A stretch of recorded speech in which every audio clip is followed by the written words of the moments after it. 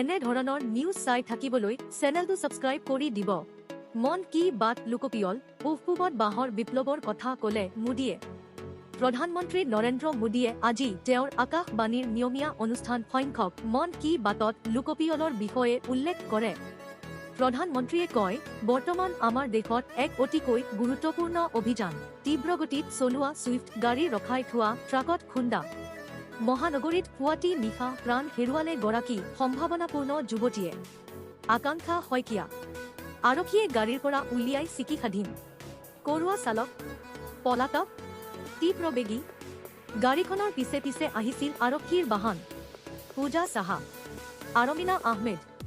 শনিবাৰে সংঘটিত কেইবাটাও পৃথক পথ দুৰ্ঘটনাত এগৰাকী বিহুৱাতীসহ 2 যুৱকৰ মৃত্যু হোৱা ঘটনাই ৰাজ্যবাসীক ৰোলমান কৰাৰ মাজতে দেওবাৰে পুৱাতি নিশা গুৱাহাটী মহানগৰীৰ মঠখৰীয়া গেট হস্পিটেলৰ সন্মুখত সংঘটিত আন এক শোকাবহ পথ দুৰ্ঘটনাত শেষ হৈ গ'ল গৰাকীকৈ সম্ভাৱনাপূৰ্ণ যুৱতীৰ জীৱন। গীতানগৰ দিশৰ পৰা তীব্ৰ বেগত আহি থকা SUV নম্বৰৰ ছুইফ্ট বাহনখনে মঠখৰীয়া গেট হস্পিটেলৰ সমীপত পথৰ দাঁতিত ৰৈ থকা এখন ট্ৰাকত প্ৰচণ্ড জোৰেৰে খুন্দা মৰাত ছুইফ্ট বাহনখনত 5 বছৰত ৰাজ্যত পথ দুৰ্ঘটনাত নিহত লোকৰ সংখ্যা 27.46% বৃদ্ধি। শ্ৰদ্ধাঞ্জলি উৰণ সেতুতো তীব্ৰবেগী বাহনৰ দুৰ্ঘটনাত 5 আৰোহী আহত। কালাপাহাৰ উৰণ সেতুৰ তলত বৃদ্ধক মহতিয়াই নিলে বাহনে। সুৰাপানটি ব্ৰগতিমবাইল নবীন। একোটা ঘটনাই নহয়, সেই সংখ্যাটো বা সেই ঘটনাটোৰ অন্তৰাল এটি প্ৰাণবন্ত জীৱন, এটি পৰিয়ালৰ হাঁহি আৰু আলফুলে প্ৰতিটো দুৰ্ঘটনাই কাঢ়ি নিয়ে বহুতৰে আপোনজনক। বহু তাৰ পাছতো সচেতনতাৰ অভাৱ, উদণ্ড চালকৰ ময়মতালি ভংগকাৰীৰ বিৰুদ্ধে কঠোৰ ব্যৱস্থা গ্ৰহণ নকৰাৰ বাবেই মৃত্যুৰ কিৰিলি। চৰকাৰ তথা পৰিবহণ বিভাগে ইটোৰ পাছতো ৰাজ্যত দ্ৰুতগতিৰে উদ্বেগজনকভাৱে বৃদ্ধি পায়। কবি, অভিনেত্ৰী, নৃত্য পতিয়সী আছিল আকাংক্ষা। সাপেখাতিৰ গৃহত কান্দোনৰ ৰোল। পিতৃ মাতৃ চুকিখাধীন পূজা সাহা, আৰমিনাৰ কৃষ্ণাই। মানিকপুৰৰ ঘৰটো শোকৰ বন্যা। গুৱাহাটীৰ মঠখৰীয়াত সংঘটিত ভয়ংকৰ পথ দুৰ্ঘটনাত নিহত 3 গৰাকী যুৱতীৰ অন্তম আকাংক্ষা শইকীয়াৰ মৃত্যুৰ পৰিসৰত গৃহ জিলা চৰাইদেউত। ধ্বস্ত পথৰ পৰিণতি। দুৰ্ঘটনা এটা মাত্ৰ সংখ্যা বা এটা লট থাকে অকালতে হেৰাই যোৱালে সজোৱা হাজাৰ হাজাৰ সপোন। 5 বছৰত ৰাজ্যত পথ দুৰ্ঘটনাত নিহত লোকৰ সংখ্যা 27.46% বৃদ্ধি। সুৰাপানটি ব্ৰগতিমবাইল নবিধ্বস্ত পথৰ পৰিণতি। একোটা দুৰ্ঘটনা এটা মাত্ৰ সংখ্যা বা এটা ঘটনাই নহয়, সেই সংখ্যাটো বা সেই ঘটনাটোৰ অন্তৰালত থাকে অকালতে হেৰাই যোৱা এটি প্ৰাণবন্ত জীৱন, এটি পৰিয়ালৰ হাঁহি আৰু আলফুলে সজোৱা হাজাৰ হাজাৰ সপোন। প্ৰতিটো দুৰ্ঘটনাই কাঢ়ি নিয়ে বহুতৰে আপোনজনক, বহুতো সম্ভাৱনামী জীৱনক। কিন্তু তাৰ পাছতো সচেতনতাৰ অভাৱ, উদণ্ড চালকৰ ময়মতালি আৰু আইন উলংঘা তথা আইন ভংগকাৰীৰ বিৰুদ্ধে কঠোৰ ব্যৱস্থা গ্ৰহণ নকৰাৰ বাবেই ৰাজ্যৰ ৰাজপথত অব্যাহত আছে মৃত্যুৰ কিৰিলি। চৰকাৰ তথা পৰিবহণ বিভাগে ইটোৰ পাছত সিটোকৈ নিয়ম বান্ধি দিয়াৰ পাছতো ৰাজ্যত দ্ৰুতগতিৰে উদ্বেগজনকভাৱে বৃদ্ধি পাইছে পথ দুৰ্ঘটনাৰ। উচ্চতম ন্যায়ালয়ৰ দ্বাৰস্থ পৱন খেৰা। অসমৰ মুখ্যমন্ত্ৰী আৰু তেওঁৰ পৰিয়ালৰ সম্পত্তিকে ধৰি একাধিক দেশৰ নাগৰিকত্বৰ চাঞ্চল্যক অভিযোগ উত্থাপন কৰি এতিয়া অগ্ৰিম জামিন বিচাৰি আদালতৰ দুৱাৰে দুৱাৰে। হোৱাইট হাউচ কৰেছপণ্ডে ডিনাৰ চলি থকা সময়তে গুলীচালনা। ট্ৰাম্পক হত্যাৰ চেষ্টা, বিশ্বত চাঞ্চল্য। বিভিন্ন দেশৰ নেতৃবৰ্গৰ উদ্বেগ অস্ত্ৰৰে সজ্জিত আক্ৰমণকাৰীক কৰায়ত্ব। আমেৰিকা ইৰাণৰ যুদ্ধক লৈ ৰাষ্ট্ৰসংঘৰ আশংকা। ৱাশ্বিংটনত কালি নিশা ৰাষ্ট্ৰপতি ডনাল্ড ট্ৰাম্পক আক্ৰমণৰ লক্ষ্যৰে চলোৱা গুলীবৰ্ষণৰ এক ঘটনাই বিশ্বজুৰি তীব্ৰ চাঞ্চল্যৰ সৃষ্টি কৰিছে। ৰাষ্ট্ৰপতি ট্ৰাম্প আৰু উপৰাষ্ট্ৰপতি JD ভেন্স উপস্থিত থকা বাৰ্ষিক হোৱাইট হাউচ কৰেছপণ্ডেণ্টছ ডিনাৰৰ সময়ত নিৰাপত্তা বেষ্টনী ভেদ কৰি বন্দুকধাৰী ৰেকধাৰীয়ে গুলীচালনা কৰে পত্নী মেলানিয়া। উপৰাষ্ট্ৰপতি JD ভেন্সকে ধৰি দেশখনৰ শীৰ্ষস্থানীয় বিষয়াসকল উপস্থিত থকা হোটেলখনৰ বলৰুমত প্ৰৱেশৰ প্ৰচেষ্টা চলাইছিল। ৱাশ্বিংটনৰ হিলটন। ধনৰ অভাৱত 28 এপ্ৰিল পুটিন ল'ব ৰাজ্য। 26 এপ্ৰিল চলি থকাৰ সময়তো চৰকাৰে আৰ্থিক পুনৰ বৃহৎ পৰিমাণৰ ঋণ লোৱাৰ প্ৰক্ৰিয়া ইতিমধ্যে 1000 কোটি টকাৰ ঋণে চাৰিঙৰ প্ৰাচুৰ্য প্ৰাণ হাজৰিকালৈ অস্কাৰ অফ ছায়েন্স সন্মান। শিৱসাগৰ জিলাৰ চাৰিঙৰ সি-সন্তান প্ৰাচুৰ্য প্ৰাণ হাজৰিকাই লাভ কৰিছে 2025 বৰ্ষৰ অস্কাৰ অৱ ছায়েন্স বঁটা। অস্কাৰ অৱ ছায়েন্স হিচাপে ধনৰ অভাৱত বাতিল নিদিবা 28 এপ্ৰিলত 1000 কোটি ঋণ ল'ব ৰাজ্য চৰকাৰে। বিধানসভাৰ নিৰ্বাচন প্ৰক্ৰিয়া চলি থকাৰ সময়তো চৰকাৰে আৰ্থিক সংকটৰ পৰা ৰক্ষা পোৱাৰ বাবে পুনৰ বৃহৎ পৰিমাণৰ ঋণ লোৱাৰ প্ৰক্ৰিয়া আৰম্ভ কৰিছে। অসম চৰকাৰে ইতিমধ্যে 1000 কোটি টকাৰ ঋণ লোৱাৰ বাবে যাৱতীয়া বিধায়ক দিগন্ত কলিতাৰ হুংকাৰ। নিৰ্বাচনৰ ফল ঘোষণাৰ পাছত প্ৰকাশ কৰিব গাদ্দাৰৰ নাম। মই বাটাৰলী যুদ্ধৰ নেপোলিয়ন নহওঁ ৰঞ্জিত কুমাৰ দাস। এইবাৰ কংগ্ৰেছত নহয় অনুশাসন আৰু কঠোৰ দলীয় শৃংখলাৰ বাবে বিখ্যাত বিজেপিত ওলাইছে গাদ্দাৰ। বিজেপিৰ এই গাদ্দাৰ আৰু চুপৰাম ৰাজনীতিৰ বাবেই এইবাৰ নিৰ্বাচনত গুৰুতৰ সংকটৰ সন্মুখীন হৈছে দলটোৰ। আমেৰিকা ইৰাণৰ যুদ্ধক লৈ ৰাষ্ট্ৰসংঘৰ আশংকা। দাৰিদ্ৰ্য সীমাৰেখাৰ তললৈ যাব বিশ্বৰ 3 কোটি লোক। ক্ষুধাৰ কবলত পৰিব 4.5 কোটি। আমেৰিকা আৰু ইৰাণৰ মাজত 50 দিনতকৈ অধিক সময় ধৰি চলা যুদ্ধই সমগ্ৰ বিশ্বৰ অৰ্থনীতিত গভীৰ প্ৰভাৱ পেলাব। এই আশংকা প্ৰকাশ কৰিছে ৰাষ্ট্ৰসংঘৰ উন্নয়ন কাৰ্যসূচীয়ে UNDP এখন প্ৰতিবেদনত। উল্লেখযোগ্য যে বৰ্তমান দুয়োপক্ষৰ মাজত আমিনগাঁৱৰ ষ্ট্ৰং ৰুমৰ CCTV কেমেৰাৰ মনোটৰ বিকল। তদন্তৰ নিৰ্দেশ জিলা প্ৰশাসনৰ। বিধানসভাৰ নিৰ্বাচনৰ ভোটগ্ৰহণৰ পাছত সকলো EVM আৰু VVPAT মেচিন জিলাই স্থাপন কৰা ষ্ট্ৰং ৰুমত কটকটীয়া নিৰাপত্তাৰ। গুৱাহাটীৰ বিবেকানন্দ কেন্দ্ৰত শ্ৰদ্ধাঞ্জলি অনুষ্ঠান। নিত্য বৰাৰ লেখাত আছে তীব্ৰ ক্ষোভক্ষুধাৰ যুক্তি ড হীৰেন গোহানী। বিশিষ্ট চিন্তাবিদ সাংবাদিক তথা অসমীয়া প্ৰতিদিন কাকতৰ পূৰ্বৰ সম্পাদক নিত্য বৰালৈ শ্ৰদ্ধাঞ্জলি নিবেদন কৰিবলৈ দেওবাৰে বৰাৰ গুণগ্ৰাহীসকলে গুৱাহাটীৰ উজান বজাৰস্থিত বিবেকানন্দ কেন্দ্ৰৰ সভাঘৰত এটা শ্ৰদ্ধাঞ্জলি অনুষ্ঠানৰ আয়োজন কৰে। শ্ৰদ্ধাঞ্জলি অনুষ্ঠানত উপস্থিত থাকি নিত্য বৰালৈ শ্ৰদ্ধাঞ্জলি লি কেমেৰাৰে বিশ্বক দেখুৱাইছিল আধুনিক ভাৰতৰ প্ৰতিচ্ছবি। প্ৰখ্যাত ফটোগ্ৰাফাৰ ৰঘু ৰায়ৰ দেহাৱসান। অপূৰণীয় ক্ষতি প্ৰধানমন্ত্ৰী। কেমেৰাৰে বিশ্বক আধুনিক ভাৰতৰ প্ৰতিচ্ছবি প্ৰদৰ্শন কৰা প্ৰখ্যাত ফটোগ্ৰাফাৰ ৰঘু ৰায় আৰু নাই কেইবাটাও বিতৰ্কিত শ্ৰম পৰিদৰ্শকৰ বিৰুদ্ধে ব্যৱস্থা গ্ৰহণৰ দাবী। মৰাণ থানা ঘেৰাওৰ হুংকাৰ ব্যৱসায়। অনিৰ্দিষ্ট কাললৈ ব্যৱসায়িক প্ৰতিষ্ঠান বন্ধৰো ভাবুকি।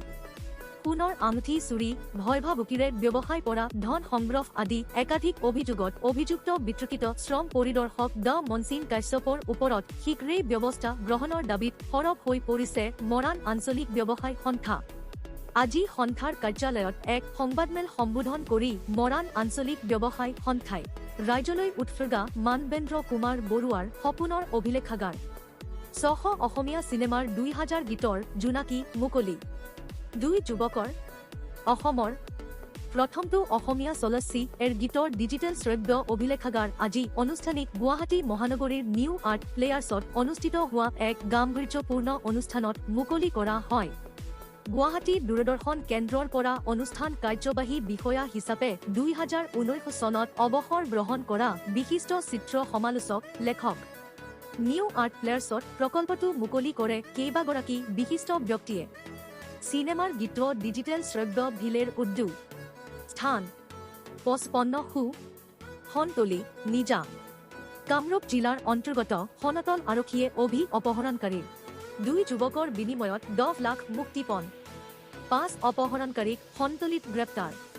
কামৰূপ জিলাৰ সনাতলী আৰক্ষী চকীৰ অন্তৰ্গত সনাতলীৰ খেলেখিটিত নিশা আৰক্ষীয়ে অভিযান চলাই জনীয়া অপহৰণকাৰীৰ দল এটাক ধন পৰিশোধ নকৰাটো মাৰপিট থানাত গোচৰ। ৰাজ্যখনত সুদখোৰৰ বিৰুদ্ধে মুখ্যমন্ত্ৰী ড হিমন্ত বিশ্ব শৰ্মাই কঠোৰ নিৰ্দেশনা জাৰি কৰাৰ পাছতো জুৰিয়াত অব্যাহত আছে সুদখোৰৰ দৌৰাত্ম্য। জুৰিয়া কাউলিমাৰীত সুদ টকা উভতাই নিদিয়াৰ বাবেই ৰাজহুৱা স্থানত পিতা পুত্ৰক মাৰপিট কৰাৰ ঘটনাত জুৰিয়াত তীব্ৰ প্ৰতিক্ৰিয়াৰ সৃষ্টি হৈছে। ঘটনা সন্দৰ্ভত সুদখোৰ আবু ছায়েদৰ বিৰুদ্ধে জুৰিয়া দগাঁও আৰক্ষী চকীত ভুক্তভোগীয়ে এজাহাৰ দাখিল কৰিছে। অভিযোগ অনুসৰি আজিৰ পৰা 17 বছৰ আগতে কানবিলিমাৰীৰ আব্দুল জলিলে টকাৰ প্ৰয়োজন হোৱাত একে গাঁৱৰ সুদখোৰ আবু ছায়েদৰ পৰা 40,000 টকা সুদত জুৰিয়াত সুদখোৰৰ দৌৰাত্ম্য লৈছিল। উক্ত 40,000 টকাৰ সুদসহ মুঠ 1,50,000 টকা আব্দুল জলিলে সুদখোৰ আবু ছায়েদক পৰিশোধ কৰি সুদখোৰ আবু ছায়েদ ওচৰত ক্ষমা খুজি ঋণ মুক্ত বুলি আব্দুল জলিলৰ পৰিয়ালক জনাইছিল যদিও ৰহস্যজনকভাৱে যোৱা কালি সন্ধিয়া আব্দুল জলিলক কান্ধলিমাৰী বজাৰত পাই সুদখোৰ আবু ছায়েদে মূলধনৰ 40,000 টকাৰ বাবদ পুনৰ সুদ বিচৰাক লৈ দুয়োৰে মাজত তৰ্কবিতৰ্ক সৃষ্টি হোৱাত সুদখোৰ বাহিনীয়ে আব্দুল জলিলক ৰাজহুৱা স্থানত মাৰপিট কৰে। এনে খবৰ পাই আব্দুল জলিলৰ পুত্ৰ হাফিজ উদ্দিন ঘটনাস্থলীত উপস্থিত হোৱাত সুদখোৰ বাহিনীয়ে হাফিজ উদ্দিনকো মাৰপিট কৰে বুলি উল্লেখ কৰি সুদখোৰৰ বিৰুদ্ধে দগাঁও আৰক্ষী চকীত এজাহাৰ দাখিল কৰে আব্দুল জলিলে। লক্ষণীয় যে মুখ্যমন্ত্ৰী ড হিমন্ত বিশ্ব সামহি এলে প্ৰণয়ন কৰিছে যদিও জুৰিয়াত সুদখোৰৰ দৈপনীয়ে সচেতন মহলত বিৰূপ প্ৰতিক্ৰিয়াৰ সৃষ্টি হৈছে। অৱশ্যে আৰক্ষীৰ তদন্তৰ পাছতহে ঘটনাৰ সবিশেষ তথ্য পোহৰলৈ আহিব। হাঁহপুৰত শ্ৰদ্ধাৰ্ঘ্য গ্ৰন্থ উন্মোচন। নলবাৰী জিলাৰ চামতাৰ হাঁহপুৰত অধ্যাপক ধৰ্মেশ্বৰ বৰ্মনৰ এখন শ্ৰদ্ধাৰ্ঘ্য গ্ৰন্থ উন্মোচন কৰা হয়। উক্ত গ্ৰন্থখন অসম সাহিত্য সভাৰ কেন্দ্ৰীয় সদস্য ডাঃ বিপিন কলিতাই উন্মোচন কৰে। ধৰ্মেশ্বৰ বৰ্মনৰ প্ৰথম মৃত্যুৰ তিথিত পৰিয়ালবৰ্গই তেওঁৰ স্মৃতিক জীয়াই ৰখাৰ স্বাৰ্থত নিজে বাসগৃহত ৩ শতাধিক লোকৰ উপস্থিতিত গ্ৰন্থখন উন্মোচন কৰে। গ্ৰন্থখন উন্মোচন কৰি ডাঃ বিপিন চন্দ্ৰ কলিতাই কয় যে বজালীৰ নিত্যানন্দত অনুষ্ঠিত আচাৰ্যাৰ দুদিনীয়া কৰ্মশালা সফলতাৰে সম্পন্ন। বজালী জিলাৰ নিত্যানন্দত অৱস্থিত শংকৰদেৱ শিশু বিদ্যা নিকেতনত যোৱা শনিবাৰ আৰু দেওবাৰে দুদিনীয়া কাৰ্যসূচীৰে অনুষ্ঠিত হোৱা আচাৰ্যাৰ এক প্ৰশিক্ষণ কৰ্মশালা সফলতাৰে সম্পন্ন হয়। বজালী জিলাৰ নিত্যানন্দত অৱস্থিত শংকৰদেৱ শিশু বিদ্যা নিকেতনত যোৱা শনিবাৰ আৰু দেওবাৰে দুদিনীয়া কাৰ্যসূচীৰে আচাৰ্যাৰ এক প্ৰশিক্ষণ কৰ্মশালা সফলতাৰে সম্পন্ন হয়।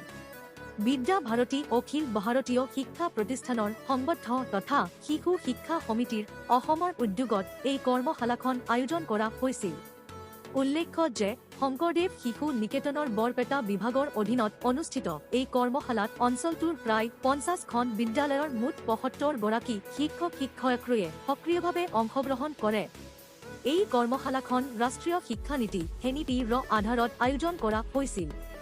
শিক্ষা গুণগত মান উন্নত কৰাৰ লগতে আধুনিক আৰু মূল্যভিত্তিক শিক্ষা প্ৰচাৰ কৰাই আছিল ইয়াৰ মূল উদ্দেশ্য। কৰ্মশালাত সংগীত, সংস্কৃত, নৈতিক শিক্ষা আৰু আধ্যাত্মিক মূল্যবোধৰ ওপৰত বিশেষ গুৰুত্ব আৰোপ কৰে। লগতে বিষয়বস্তুসমূহৰ জৰিয়তে অংশগ্ৰহণকাৰী আচাৰ্যসকলে নিজকে অধিক দক্ষ কৰি তোলাৰ লগতে ছাত্ৰ-ছাত্ৰীসকলৰ মাজত উন্নত চিন্তাধাৰণা আৰু চৰিত্ৰ গঠনত সহায়ক হ'ব বুলি আয়োজকসকলে মত প্ৰকাশ কৰে। আনফালে আয়োজক সমিতিয়ে উল্লেখ কৰা অনুসৰি এই প্ৰশিক্ষণৰ জৰিয়তে আচাৰ্যসকলে অৰ্জন কৰা জ্ঞান শ্ৰেণীকোঠাত ফলপ্ৰসূভাৱে প্ৰয়োগ কৰিবলৈ সক্ষম হ'ব। ইয়াৰ দ্বাৰা ছাত্ৰ-ছাত্ৰীসকলৰ বৌদ্ধিক বিকাশৰ লগতে চৰিত্ৰ গঠনতো বিশেষ সহায় হ'ব বুলি আশা প্ৰকাশ কৰিছে। নগাঁৱৰ চামগুৰিত একেলগে অনুষ্ঠিত 9খনকৈ বিবাহ। আয়তীৰ উৰুলি আৰু বিয়া নামেৰে উদুলিমিদিলি নগাঁৱৰ চামগুৰি। কাৰণ একেলগে অনুষ্ঠিত হৈছে 9খনকৈ বিয়া। হাতে হাতে তামোল পাণৰ বঁটা লৈ 9 জোৰা দৰা কইনাই আশীষ ললে 10 ভকতৰ। বিবাহ এক সামাজিক বন্ধন য'ত দুজন ব্যক্তিয়ে সামাজিকভাৱে উৰে জীৱন একেলগে থকাৰ প্ৰতিশ্ৰুতি প্ৰদান কৰে। বিবাহ সকলোৰে জীৱনৰ বাবে এটা বিশেষ আৰু গুৰুত্বপূৰ্ণ দিন।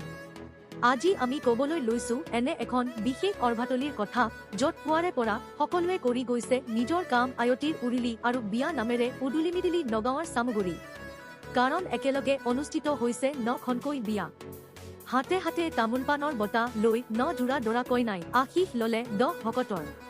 উল্লেখ্য যে চামগুৰিৰ বৰভেটি গাঁৱৰ ৰাইজে নামঘৰত নোৱাই ধুৱাই পূজাৰীৰ মন্ত্ৰ উচ্চাৰণৰ জৰিয়তে বিবাহ সম্পন্ন কৰিলে 9 জোৰাকৈ দৰা কইনাৰ। আৰ্থিকভাৱে সকাহ দিয়াৰ উদ্দেশ্যে বৰভেটি গাঁৱৰ ৰাইজ গোপনি মিলি আয়োজন কৰে সমূহীয়া বিবাহ পৰ্ব। সমূহীয়া বিয়াত ভাগ লোৱা 9 জোৰা দৰা কইনাই পূৰ্বতে বিবাহ অবিহনেই ঘৰ সংসাৰ চলাই আহিছিল যদিও সামাজিক ৰীতি নীতি অনুযায়ী বিবাহ পাশত আবদ্ধ হোৱা নাছিল। আনফালে বেণ্ড পাৰ্টিৰ বাজানা আৰু আয়তীৰ উৰুলি জাউৰিয়ে বিয়া নামৰ মাজত সম্পন্ন হয় সমূহীয়া বিবাহ। উল্লেখযোগ্য যে বিবাহ পাশত আবদ্ধ হোৱা বৰসকলে মাইক যোগে নিজৰ কইনাসকলক সমাজলৈ মতাৰ দৃশ্য আছিল দৃষ্টিনন্দন। এনেদৰেই আনন্দ উল্লাসৰ মাজেৰে চামগুৰিৰ বৰভেটি গাঁৱৰ ৰাইজে সমাপন কৰে সমূহীয়া বিবাহ পৰ্ব। 6.1 প্ৰাবল্যৰ ভূমিকম্পই কঁপালে জাপান। কঁপি উঠিল জাপানৰ হুকায়ু অঞ্চল। প্ৰচণ্ড কম্পনত আতংকিত স্থানীয় বাসিন্দা। জাপানত ভূমিকম্পৰ তীব্ৰ জোকাৰণি। ৰিক্টাৰ স্কেলত ভূমিকম্পৰ প্ৰাবল্য 6.1। কঁপি উঠিল জাপানৰ হুকায়ু অঞ্চল। প্ৰচণ্ড কম্পনত আতংকিত স্থানীয় বাসিন্দা। ভূমিকম্পৰ পাছতেই চিনামুৰ আগজাননী। বতৰ বিজ্ঞান কেন্দ্ৰই জাৰি কৰিছে সতৰ্কবাণী। ৰংজিলিৰ ডিমনিৰ 46 নং ৰাজ্যিক ঘাইপথত ভয়ংকৰ দুৰ্ঘটনা। কথমপি প্ৰাণৰক্ষা একেটা পৰিয়ালৰ গৰাকী লোকৰ। আহত লোকসকলক চিকিৎসালয়লৈ প্ৰেৰণ কৰে। ৰংজিলিৰ ডিমনিৰ 46 নং ৰাজ্যিক ঘাইপথত ভয়ংকৰ দুৰ্ঘটনা। খাৱৈত বাগৰি পৰে এখন বাহন। কথমপি প্ৰাণৰক্ষা একেটা পৰিয়ালৰ গৰাকী লোকৰ। আহত লোকসকলক চিকিৎসালয়লৈ প্ৰেৰণ। ডিগবৈত বৃহৎ জুৱা ঘাটি উৎখাত। ডিগবৈ সম জিলা আৰক্ষী অধীক্ষক হিমাংশু গোহাঁইৰ নেতৃত্বত চলিছিল অভিযান। অভিযানত অৰুণ চাৰ্কি, নৰেশ কুমাৰ শিলসূত্ৰ, মাদি মাধৱ ৰাওৰ লগতে মহম্মদ হাছেন, পংকজ দাস আৰু গল্ডি বাগ্ৰাক গ্ৰেপ্তাৰ। ডিগবৈত বৃহৎ জুৱা ঘাটি উৎখাত। আইঅচিৰ 3 কৰ্মচাৰীসহ 6 জুৱাৰীক গ্ৰেপ্তাৰ। ডিগবৈৰ লাচিত নগৰৰ জে বয়েজ হোষ্টেলত চলি আছিল এই জুৱা বেহা। ডিগবৈ সম জিলা আৰক্ষী অধীক্ষক হিমাংশু গোহাঁইৰ নেতৃত্বত চলিছিল অভিযান। অভিযানত অৰুণ চাৰ্কি, নৰেশ কুমাৰ শিলসূত্ৰ, মাদি মাধৱ ৰাওৰ লগতে মহম্মদ হাছেন, পংকজ দাস আৰু গল্ডি বাগ্ৰাক গ্ৰেপ্তাৰ। জুৱা ঘাটিটোৰ পৰা বুজন পৰিমাণৰ নগদ ধনৰ লগতে জুৱা খেলা সামগ্ৰীকো জব্দ কৰে আৰক্ষীয়ে। হোষ্টেলৰ নাম লৈ ঘৰটোত বহু দিনৰ পৰা জুৱাৰ বেহা চলি আছিল। অগণন স্বাস্থ্য সমস্যাৰ সমাধান ঠাণ্ডা গাখীৰ। গৰু বা মহৰ গাখীৰ খোৱাটো শিশুৱেই হওক বা বৃদ্ধৰেই হওক সকলো বয়সৰ লোকৰ স্বাস্থ্যৰ বাবে উপকাৰী বুলি গণ্য কৰা হয়। গাখীৰ হৈছে এক সম্পূৰ্ণ খাদ্য। গৰু বা মহৰ গাখীৰ খোৱাটো শিশুৱেই হওক বা বৃদ্ধৰেই হওক সকলো বয়সৰ লোকৰ স্বাস্থ্যৰ বাবে উপকাৰী বুলি গণ্য কৰা হয়। গাখীৰ হৈছে এক সম্পূৰ্ণ খাদ্য। ইয়াত সকলো ধৰণৰ পুষ্টি থাকে যি আমাৰ স্বাস্থ্যক সকলো ধৰণে উপকৃত কৰে। ইয়াত যথেষ্ট পৰিমাণে protein, magnesium, calcium, zinc, vitamin D আৰু পটাছিয়াম থাকে। আমাৰ বেছিভাগেই গৰম গাখীৰ খাবলৈ ভাল পায়, কিন্তু আপুনি হয়তো নাজানে যে ঠাণ্ডা গাখীৰ খোৱাৰো বহু লাভালাভ আছে। আজি ঠাণ্ডা গাখীৰ খোৱাৰ উপকাৰিতা সন্দৰ্ভত জানো আহক। ওজন হ্ৰাসত সহায়ক। ওজন হ্ৰাস কৰাৰ বাবে আমি গধুৰ ব্যায়াম আৰু বহু সচেতন হৈ আহাৰ গ্ৰহণ কৰোঁ। কিন্তু যথেষ্ট পৰিশ্ৰম কৰাৰ পাছতো আমাৰ পাকস্থলী হ্ৰাস নহয়। যদি আপোনাৰো এনে হয়, আপুনি ঠাণ্ডা গাখীৰ খোৱা আৰম্ভ কৰক। ইয়াত যথেষ্ট পৰিমাণে কেলছিয়াম থাকে যি বিপাক বজাই ৰখাত সহায় কৰে আৰু শৰীৰৰ অতিৰিক্ত কেলৰি হ্ৰাস কৰে। ঠাণ্ডা গাখীৰ খালে আপুনি দীঘলীয়া সময়ৰ বাবে ভোক অনুভৱ নকৰে, যাৰ ফলত ওজন ক্ৰমান্বয়ে হ্ৰাস হয়। পেটৰ জ্বলাপোৰাৰ পৰা পৰিত্ৰাণ। যদি আপুনি প্ৰায়ে পেটৰ জ্বলাপোৰা অনুভৱ কৰে অথবা এচিডিটিৰ সমস্যাত ভোগে, তেনেহ'লে ঠাণ্ডা গাখীৰ আপোনাৰ বাবে এক ৰামবাণ হিচাপে প্ৰমাণিত হ'ব পাৰে। এই স্বাস্থ্যকৰ পানীয়ৰ জৰিয়তে হজম সংশোধন কৰিব পাৰি। যদি আপুনি ইয়াতকৈও অলপ বেছি লাভালাভ বিচাৰে, তেন্তে গাখীৰৰ সৈতে ইছবগুল মিহলি কৰি খাব পাৰে। ই পেটৰ সমস্যাৰ পৰা দ্ৰুত সকাহ প্ৰদান কৰে। স্বাস্থ্যকৰ কৰে ছাল। ঠাণ্ডা গাখীৰত যথেষ্ট পৰিমাণৰ ইলেক্ট্ৰলাইট থাকে, যাৰ ফলত শৰীৰে ডিহাইড্ৰেচনৰ সন্মুখীন হ'ব নালাগে। ই আপোনাৰ ছাল সুস্থ আৰু উজ্জ্বল কৰি তোলে। আজিকালি বহুলোকে ছালৰ বিভিন্ন সমস্যাত ভোগে। এনে পৰিস্থিতিত প্ৰতিদিনে ৰাতিপুৱা উঠি ঠাণ্ডা গাখীৰ খোৱাৰ অভ্যাস কৰক। চামুমক লৈ এতিয়া কেৱল ৰহস্য আৰু ৰহস্য। আজি পৰ্যন্ত সন্ধান নাই মদখৰীয়া দুৰ্ঘটনাত পলায়ন কৰা চালকৰ। প্ৰকৃততে কোন হয় চামুম আহমেদ? সময় পাৰ হোৱাৰ লগে লগে অধিক ৰহস্যঘন হৈ পৰিছে গুৱাহাটীৰ শোকাবহ পথ দুৰ্ঘটনাৰ ঘটনাটো। মহানগৰীৰ মদখৰীয়াত সংঘটিত সেই দুৰ্ঘটনাত চিৰদিনৰ বাবে হেৰাই গ'ল আকাংক্ষা শইকীয়া, পূজা সাহা আৰু নেহা খান। কিন্তু আজি পৰ্যন্ত সন্ধান নাই মদখৰীয়া দুৰ্ঘটনাত পলায়ন কৰা চালকৰ। প্ৰকৃততে কোন হয় চামুম আহমেদ? চামুমক লৈ এতিয়া কেৱল ৰহস্য আৰু ৰহস্য। উল্লেখ্য যে শনিবাৰে সন্ধিয়া 7 বজাত পুঁজিৰ কাছৰ পৰাই এখন ছুইফট বাহনখনত উঠাই আনিছিল আকাংক্ষা শইকীয়া আৰু পূজা সাহাক। মাছ খোৱাত কমেডি চাবলৈ যোৱাৰ কথা জনাইছিল ৰুমতক। পিছে সিহঁতৰ লগত গৈছিল কি অভিশপ্ত ছুইফট বাহনখনৰ চালক চামুমৰ বান্ধৱী নেহা খান ওৰফে আৰমুনা। সেই সময়লৈকে সকলো ঠিকেই আছিল। ইফালে দুৰ্ঘটনাৰ পাছতে পোহৰলৈ আহিছে আন এক চাঞ্চল্যকৰ তথ্য। উল্লেখ্য যে দুৰ্ঘটনা সংঘটিত হোৱা কিছু মুহূৰ্তৰ পিছতে ঘটনাস্থলীত উপস্থিত হৈছিল আৰক্ষী। আৰক্ষীয়ে উদ্ধাৰ কৰিছিল দুৰ্ঘটনাত পতিত চাৰিওকে। দুৰ্ঘটনা সংঘটিত কৰা বাহনখনৰ চালক চামুম আহমেদক লৈ যোৱা হৈছিল নিকটৱৰ্তী গেট হাস্পাতাললৈ। কিন্তু হাস্পাতালত চিকিৎসা নকৰি তাৰ পৰা পলায়ন কৰিছিল চামিমে। সেই সকলোবোৰ দৃশ্য গেট হাস্পাতালৰ চিচিটিভিত বন্দী হৈ আনফালে ৩ গৰাকী যুৱতীৰ মৃত্যুৰ পাছতো এতিয়া কিয় পলায়ন কৰি আছে চামিমে, তাকে লৈ সৃষ্টি হৈছে ৰহস্যৰ। পলাতক চামুম আহমেদৰ ঘৰ আগৰতলাত, কিন্তু চামুম থাকে গুৱাহাটীৰ জয়ানগৰত। ইফালে আৰক্ষীয়ে প্ৰথম অৱস্থাত চামুম উদ্ধাৰ কৰিছিল, কিন্তু ৰহস্যজনকভাৱে এতিয়াও বৰ্তমানে বন্ধ হৈ আছে চামুম আহমেদৰ মোবাইল ফোন। মুঠৰ ওপৰত আৰক্ষীৰ তদন্ত পাঠতহে পোহৰলৈ আহিব প্ৰকৃত সত্য। দিলিয়াজানৰ অইল মাৰ্কেটত বিধ্বংসী অগ্নিকাণ্ড। আবু বকৰ ছিদ্দিক নামৰ লোকজনৰ গেলামালৰ দোকানৰ পৰা জুইৰ সূত্ৰপাত। ব্যৱসায় আৰু গ্ৰাহকৰ মাজত হাহাকাৰ পৰিস্থিতি। দিলিয়াজানৰ অইল মাৰ্কেটত বিধ্বংসী অগ্নিকাণ্ড। কেইবাখনো ব্যৱসায়িক প্ৰতিষ্ঠানত অগ্নিকাণ্ড। আবু বকৰ ছিদ্দিক নামৰ লোকজনৰ গেলামালৰ দোকানৰ পৰা জুইৰ সূত্ৰপাত। ব্যৱসায় আৰু গ্ৰাহকৰ মাজত হাহাকাৰ পৰিস্থিতি। ঘটনাস্থলীত উপস্থিত অইল ইণ্ডিয়াৰ কেইবাখনো অগ্নি নিৰ্বাপক বাহিনীৰ বাহন। অগ্নি নিৰ্বাপক বাহিনীৰ তৎপৰতাত জুই নিৰ্বাপন। ডিগবৈত বৃহৎ জুৱা ঘাটি উৎখাত। ডিগবৈ সম জিলা আৰক্ষী অধীক্ষক হিমাংশু গোহাঁইৰ নেতৃত্বত চলিছিল অভিযান। অভিযানত অৰুণ চাৰ্কি, নৰেশ কুমাৰ শিলসূত্ৰ, মাদি মাধৱ ৰাওৰ লগতে মহম্মদ হাছেন, পংকজ দাস আৰু গল্ডি বাগ্ৰাক গ্ৰেপ্তাৰ। ডিগবৈত বৃহৎ জুৱা ঘাটি উৎখাত। আইঅচিৰ ৩ কৰ্মচাৰীসহ ৬ জুৱাৰীক গ্ৰেপ্তাৰ। ডিগবৈৰ লাচিত নগৰৰ জে বয়েজ হোষ্টেলত চলি আছিল এই জুৱা বেহা। ডিগবৈ সম জিলা আৰক্ষী অধীক্ষক হিমাংশু গোহাঁইৰ নেতৃত্বত চলিছিল অভিযান। অভিযানত অৰুণ চাৰ্কি, নৰেশ কুমাৰ শিলসূত্ৰ, মাদি মাধৱ ৰাওৰ লগতে মহম্মদ হাছেন, পংকজ দাস আৰু গল্ডি বাগ্ৰাক গ্ৰেপ্তাৰ। জুৱা ঘাটিটোৰ পৰা বুজন পৰিমাণৰ নগদ ধনৰ লগতে জুৱা খেলা সামগ্ৰীকো জব্দ কৰে আৰক্ষীয়ে। হোষ্টেলৰ নাম লৈ ঘৰটোত বহু দিনৰ পৰা জুৱাৰ বেহা চলি আছিল।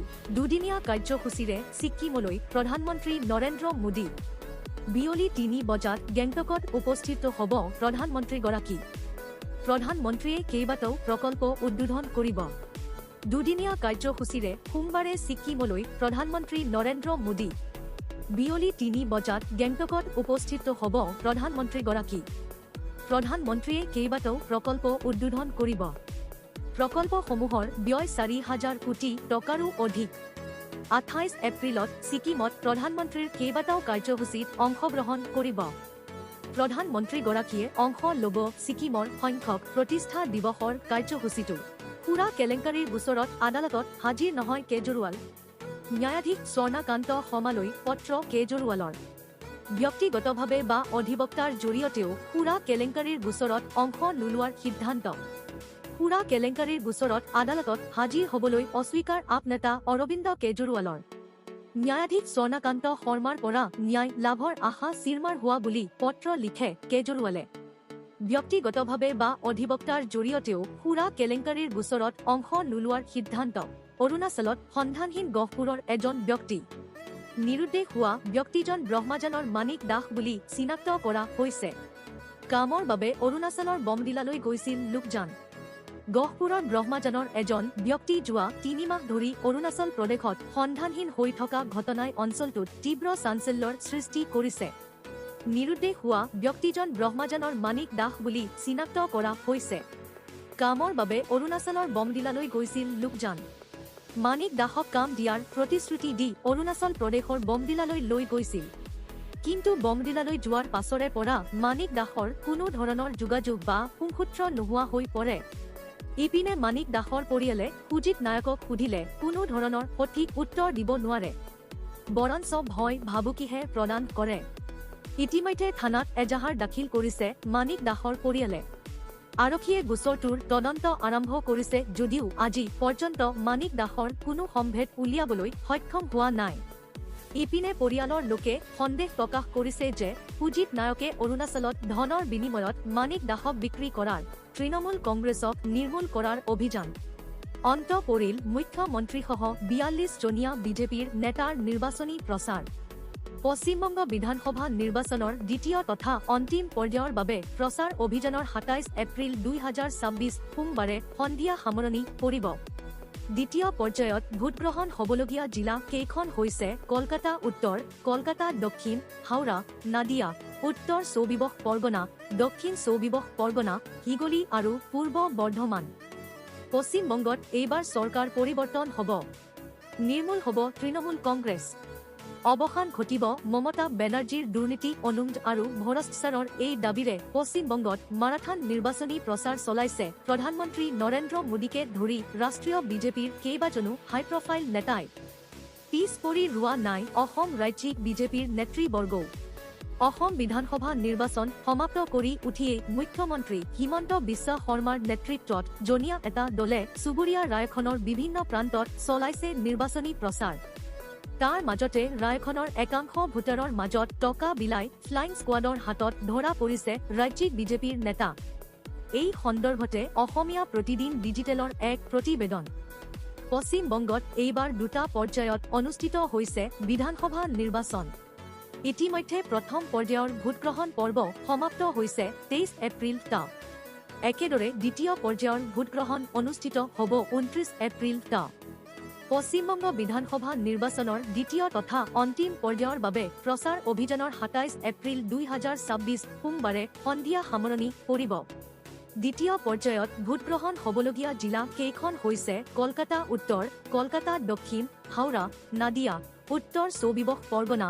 দক্ষিণ ২৪ পৰগনা হিগলি আৰু পূৰ্ব বৰ্ধমান ৰাজ্যখনত সকলো ৰাজনৈতিক দলৰ নেতাই ৰেলী আৰু ৰোড অংশ লৈ নিৰ্বাচনী প্ৰচাৰ চলাইছে জ্যেষ্ঠ বিজেপিৰ নেতা তথা প্ৰধানমন্ত্ৰী নৰেন্দ্ৰ মোদীয়ে আজি জগতদলৰ জিলেপীৰ মঠত প্ৰচাৰ সভাত ভাগ ল'ব তৃণমূল কংগ্ৰেছৰ নেত্ৰী তথা ৰাজ্যখনৰ মুখ্যমন্ত্ৰী মমতা বেনাৰ্জীয়ে যাদৱপুৰৰ শ্ৰীকান্ত সেতুত যাদৱপুৰ আৰু টলিগঞ্জৰ দলীয় প্ৰাৰ্থীৰ সমৰ্থনত এটা ৰেলীত অংশ ল'ব বেনাৰ্জীয়ে তেওঁৰ নিজা সমষ্টি ভৱানীপুৰত প্ৰচাৰ চলাব তৃণমূল কংগ্ৰেছৰ সাধাৰণ সম্পাদক অভিষেক বেনাৰ্জীয়ে দলীয় প্ৰাৰ্থীৰ সমৰ্থনত ৰাণাঘাট হিগলি আমবাগ আৰু মহেকতালাত নিৰ্বাচনী প্ৰচাৰত অংশগ্ৰহণ কৰিব উল্লেখ কৰা প্ৰয়োজন যে ৰাজ্যখনৰ এই নিৰ্বাচনক লৈ ৰাষ্ট্ৰীয় বিজেপিৰ সমান্তৰালকৈ বেছ তৎপৰ হোৱা দেখা গৈছে অসম ৰাজ্যিক বিজেপিৰ কেইবাজনো নেতা মন্ত্ৰী তথা বিধায়কক তৃণমূল কংগ্ৰেছৰ মমতা বেনাৰ্জী নেতৃত্বাধীন চৰকাৰক উৎখাত কৰি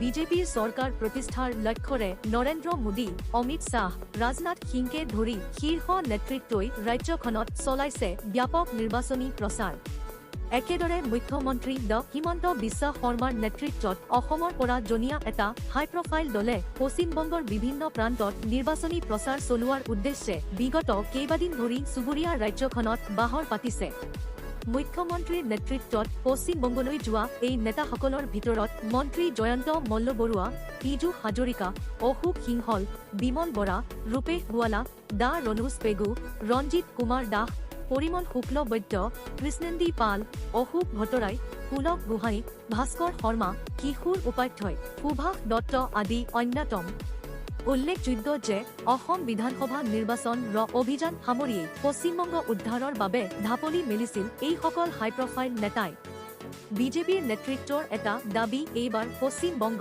এইবাৰ দুটা পৰ্যায়ত অনুষ্ঠিত হৈছে বিধানসভা নিৰ্বাচন ইতিমধ্যে প্ৰথম পৰ্যায়ৰ ভোটগ্ৰহণ পৰ্ব সমাপ্ত হৈছে ২৩ এপ্ৰিল টা একেদৰে দ্বিতীয় পৰ্যায়ৰ ভোটগ্ৰহণ অনুষ্ঠিত হ'ব ২৯ এপ্ৰিল টা পশ্চিমবংগ বিধানসভা নিৰ্বাচনৰ দ্বিতীয় তথা অন্তিম পৰ্যায়ৰ বাবে প্ৰচাৰ অভিযানৰ ২৭ এপ্ৰিল ২০২৬ সোমবাৰে সন্ধিয়া সামৰণি পৰিব দ্বিতীয় পৰ্যায়ত ভোটগ্ৰহণ হ'বলগীয়া জিলা কেইখন হৈছে কলকাতা উত্তৰ কলকাতা দক্ষিণ হাওৰা নাদিয়া উত্তৰ ২৪ পৰগনা দক্ষিণ ২৪ পৰগনা হিগলি আৰু পূৰ্ব বৰ্ধমান ৰাজ্যখনত সকলো ৰাজনৈতিক দলৰ নেতাই ৰেলী আৰু ৰোড অংশ লৈ নিৰ্বাচনী প্ৰচাৰ চলাইছে জ্যেষ্ঠ বিজেপিৰ নেতা তথা প্ৰধানমন্ত্ৰী নৰেন্দ্ৰ মোদীয়ে আজি জগতদলৰ জিলেপীৰ মঠত প্ৰচাৰ সভাত ভাগ ল'ব তৃণমূল কংগ্ৰেছৰ নেত্ৰী তথা ৰায়খনৰ মুখ্যমন্ত্ৰী মমতা বেনাৰ্জীয়ে যাদৱপুৰৰ শ্ৰীকান্ত সেতুত যাদৱপুৰ আৰু টলিগঞ্জৰ দলীয় প্ৰাৰ্থীৰ সমৰ্থনত এটা ৰেলীত অংশ ল'ব। বেনাৰ্জীয়ে তেওঁৰ নিজা সমষ্টি ভৱানীপুৰত প্ৰচাৰ চলাব। তৃণমূল কংগ্ৰেছৰ সাধাৰণ সম্পাদক অভিষেক বেনাৰ্জীয়ে দলীয় প্ৰাৰ্থীৰ সমৰ্থনত ৰাণাঘাট, হিগলি, আমবাগ আৰু মহেশতলাত নিৰ্বাচনী প্ৰচাৰত অংশগ্ৰহণ কৰিব। উল্লেখ কৰা প্ৰয়োজন যে ৰায়খনৰ এই নিৰ্বাচনক লৈ ৰাষ্ট্ৰীয় বিজেপিৰ সমান্তৰালকৈ বেছ তৎপৰ হোৱা দেখা গৈছে অসম ৰাজ্যিক বিজেপিৰ কেইবাজনো নেতা মন্ত্ৰী তথা বিধায়কক। তৃণমূল কংগ্ৰেছৰ মমতা বেনাৰ্জী নেতৃত্বাধীন চৰকাৰক উৎখাত কৰি বিজেপিৰ চৰকাৰ প্ৰতিষ্ঠাৰ লক্ষ্যৰে নৰেন্দ্ৰ মোদী, অমিত শ্বাহ, ৰাজনাথ সিঙকে ধৰি শীৰ্ষ নেতৃত্বই ৰাজ্যখনত চলাইছে ব্যাপক নিৰ্বাচনী প্ৰচাৰ। একেদৰে মুখ্যমন্ত্ৰী হিমন্ত বিশ্ব শৰ্মাৰ নেতৃত্বত অসমৰ পৰা জনীয়া এটা হাই প্ৰফাইল দলে পশ্চিমবংগৰ বিভিন্ন প্ৰান্তত নিৰ্বাচনী প্ৰচাৰ চলোৱাৰ উদ্দেশ্যে বিগত কেইবাদিন ধৰি চুবুৰীয়া ৰাজ্যখনত বাহৰ পাতিছে। মুখ্যমন্ত্ৰীৰ নেতৃত্বত পশ্চিমবংগলৈ যোৱা এই নেতাসকলৰ ভিতৰত মন্ত্ৰী জয়ন্ত মল্লবৰুৱা, পীযুষ হাজৰিকা, অশোক সিংহল, বিমল বৰা, ৰূপেশ গোৱালা, ডা ৰণোজ পেগু, ৰঞ্জিত কুমাৰ দাস, পৰিমল শুক্লবৈদ্য, কৃষ্ণেন্দী পাল, অশোক ভট্টৰাই, পুলক গোহাঁই, ভাস্কৰ শৰ্মা, কিশোৰ উপাধ্যায়, সুভাষ দত্ত আদি অন্যতম। উল্লেখযোগ্য যে অসম বিধানসভা নিৰ্বাচন অভিযান সামৰি পশ্চিমবংগ উদ্ধাৰৰ বাবে ঢাপলি মেলিছিল এইসকল হাই প্ৰফাইল নেতাই। বিজেপিৰ নেতৃত্বৰ এটা দাবী এইবাৰ পশ্চিমবংগত পৰিৱৰ্তন হ'ব। এই পৰিৱৰ্তন আনিব বিজেপিয়ে। মমতা বেনাৰ্জীৰ দুৰ্নীতি, অনিয়ম আৰু ভ্ৰষ্টাচাৰৰ অৱসান ঘটাই এইবাৰ ৰাজ্যখনত বিজেপিয়ে গঠন কৰিব চৰকাৰ। ইতিমধ্যে চুবুৰীয়া ৰাজ্যখনত নিৰ্বাচনী প্ৰচাৰ কাৰ্য সামৰি অসমলৈ উৰা মাৰিছে খন নেতা। মুখ্যমন্ত্ৰী হিমন্ত বিশ্ব শৰ্মাৰ নেতৃত্বত যোৱা এই জনীয়া দলটোৰ ভালেকেইগৰাকী নেতা কলকাতাৰ পৰা ছিংগাপুৰ অভিমুখে উৰা মৰা বুলি জানিব পৰা গৈছে। একেদৰে আন একাংশ নেতা দিল্লীলৈ যোৱা বুলি এক সূত্ৰৰ পৰা জানিব পৰা গৈছে। দিল্লী আৰু ছিংগাপুৰলৈ যোৱা এইসকল নেতা 4 মেত ঘোষণা কৰিব লগা ফলাফলৰ পূৰ্বেই অসম আহি পাব। অৱশ্যে তেওঁলোকৰ এই ভ্ৰমণৰ উদ্দেশ্য সম্পৰ্কত এতিয়ালৈ সবিশেষ জানিব পৰা হোৱা নাই যদিও অৱসৰ বিনোদনৰ বাবে যোৱা বুলি এক সূত্ৰে উমান পোৱা গৈছে।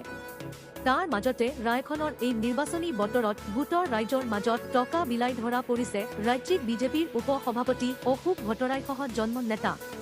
তেওঁলোকৰ এনে কাণ্ডৰ বাবে আটক কৰিছিল ফ্লাইং স্কোৱাডে। তেওঁলোকৰ পৰা জব্দ কৰিছিল 0.1 লাখ টকা। প্ৰণিধানযোগ্য যে এইবাৰ পশ্চিমবংগৰ নিৰ্বাচনৰ প্ৰথম পৰ্যায়ৰ ভোটগ্ৰহণত স্বাধীনতাৰ পাছত অভিলেখ সংখ্যক ভোটাৰে ভোটদান কৰিছে। 91.4% ভোটাৰে কৰিছে ভোটদান। এই সন্দৰ্ভত ভাৰতৰ মুখ্য নিৰ্বাচন আয়ুক্ত জ্ঞানেশ কুমাৰে জনোৱা মতে 1947 চনত দেশে স্বাধীনতা লাভ কৰাৰ পিছত এইবাৰ পশ্চিমবংগ আৰু তামিলনাডুত সৰ্বাধিক ভোটদানৰ অভিলেখ গাঢ়ি উঠিছে। ভোটগ্ৰহণৰ দিনা সন্ধিয়া 7 বজালৈকে পশ্চিমবংগত 91.35% ভোটাৰে ভোটদান কৰে। মুখ্য নিৰ্বাচন আয়ুক্তগৰাকীয়ে ইয়াক ভাৰতীয় গণতন্ত্ৰৰ বাবে এক গৌৰৱৰ ক্ষণ বুলি অভিহিত কৰে। নিউজ চাই ভাল পাইছে যদি চেনেলটো লাইক, কমেণ্ট, শ্বেয়াৰ আৰু ছাবস্ক্ৰাইব কৰি দিব।